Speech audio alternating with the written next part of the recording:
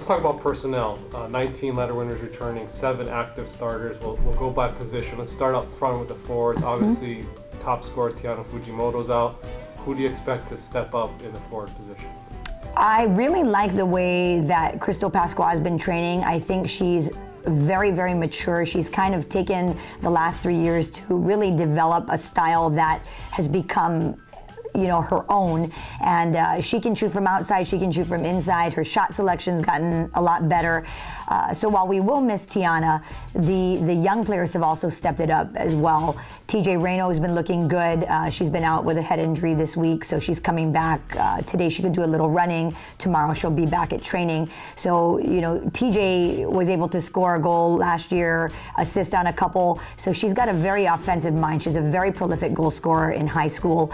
Sines Furtado leading the OIA in scoring as a senior, and Kiani Halushka leading the ILH in scoring last year. So we have both of them in the mix, and I really like Danny Crawford as well. Danny's come in as a walk-on and has really closed the gap, and will be looking at getting some minutes as well.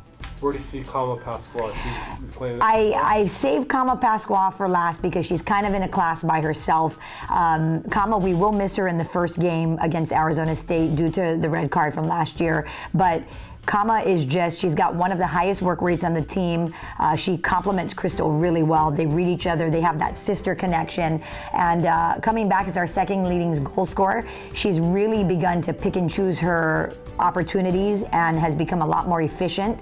So I think we're going to see some very big things from Kama this year. Let's talk about the midfield. How about the personnel there? Well, in the midfield, it's a little bit different. We have three starters returning with Hayden, Mookie, and Storm Kenui. So the fact that Mookie and Hayden are both captains this year and senior leaders for us, I think we're going to get a lot of productivity out of them. The three of them are very good friends off the field, so there's a good connection there. But also the people who are coming in off the bench, you know, looking to get time in that mix. I'm going to say that those three will probably get the majority of the minutes there, but because of the workload that's carried in the midfield, you know, we'll be looking at Lauren Takai and Hallie Hernandez to come in off the bench. We could be pushing Lydia Battaglia into the midfield as well, depending on the formations that we see from other teams. So we've got some creativity, but those three starters have pretty much locked down those positions nicely. Okay, when we talk about the back line, that's probably where the biggest question mark is. There's 3 starters from last year. You do have, like you mentioned, Lydia Battaglia back, all Big West honorable mention. How are things shaping up back there? It's coming along pretty nicely. The first week, I think I sprouted 50 new gray hairs because I was just kind of all out of sorts when just watching them, because they didn't know each other. There wasn't a lot of familiarity. And then when you take a center back like Paige Okazaki in, Paige has got good size, but she's been used to playing center back a different way. She's kind of hung back in the hole. So when Lydia goes, we can't have this gap between the two of them. So getting Paige to step and having them read each other and get to know each other in 2 weeks, that's been a challenge. But they've done a very good job, and the progress that they've made has been pretty impressive. Now with the outside backs, we have a number of people who can come into that rotation. But Ryan Daniel, Karina Estrada, Madison Reed, Lexi Calaccio, they'll all be looking at getting into that rotation. So having a bunch of sophomores back there, you know, Lex and Karine are seniors, but they didn't get a lot of minutes last year in that position. So with Maddie Reed coming back as one of our defenders who came off the bench first and got the most minutes, she's still a sophomore. She's going to make young mistakes, and Ryan Daniel is going to look at getting her game minutes now versus last year, and she's by far the fittest on our team. She's one of the fastest kids. She can get up and back. So I think Ryan's going to open a whole nother dimension for us as a defender who can build out of the back. Let's talk about the 2 goalkeepers, starting with all Big West freshman Monk Berger.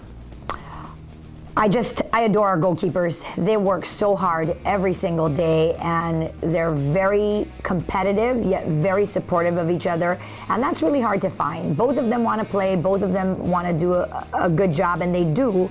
Unfortunately, it comes down to only one person playing at a time.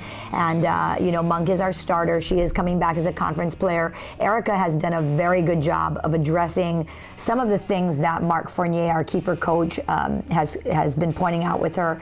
And I think, you know, that gap has closed drastically. You know, they're both very competitive. We're very blessed to have two such good goalkeepers on the squad, and I'm comfortable with either of them in the goal. So that's a good thing as a coach, to have that peace of mind. You know, this year's non-conference schedule is especially challenging. Tell us about your philosophy in scheduling. No scared. No scared and get chance. I think those are the two hashtags I'll be using. I mean, really, we have such a competitive conference in the Big West that we need to do these things in the preseason. Otherwise, we're going to be amped up when it comes time to play conference games, and we're not going to be ready for that. And so what I like to do in the preseason is I like to try to bring in the most challenging schedule that we can without being too overwhelming. And, you know, this year there is no lack of recognition in any of the squads that we're bringing in. So I'm really excited about the preseason. I think it gives our young team an opportunity to kind of see where they stand. And I think we might make some young mistakes early on, and we might have to pay for it in certain ways, shapes, and forms. But certainly we're going to be so much better for it when conference time rolls around. Speaking of conference, the team was picked to finish 5th in the preseason poll. That was exactly where the team finished last year. What are your expectations as far as conference competition this year? Well, I'd like to think that we continue the trend, which means, you know, we're picked last and we finished 6th, and we picked 7th and we finished 5th. So maybe now we're picked 5th, we'll finish, you know, in the top 4. So hopefully that trend will continue, and it's not going to be by chance. I mean, we're going to really need to prepare, with the Big West being such a tight race all the time, as we've seen from the last 2 seasons. But what I think we're right about where, I think that's accurate. I think we're going to be right in that mix there. We could be in the top 4, we could be in the, you know, 5, 6, 7. So it really depends on how we come together and gel as a team. What do you think are going to be the keys to success for the 2014 season? I think we're going to have to remain calm. I think we have so many young players in there that there's going to be that tendency to just want to do this the whole time. And I think if we don't learn how to manage the energy systems, we are going to be in a bunch of trouble, because we're just going to poop out towards the ends of the games. The team is pretty fit. I was happy with the level that they came in and reported with to camp, so that was a really good thing. But because they're young, we're going to have to learn how to pace them out. They're going to have to learn how to travel. I think we made some big grounds last year in getting better on the road, but some of the kids didn't really get to experience a lot of that with playing time and traveling. Traveling is one thing, but playing and traveling is another thing. So keeping them healthy, getting as much recovery as we can, making use of those recovery days is going to be a very, very big priority for us.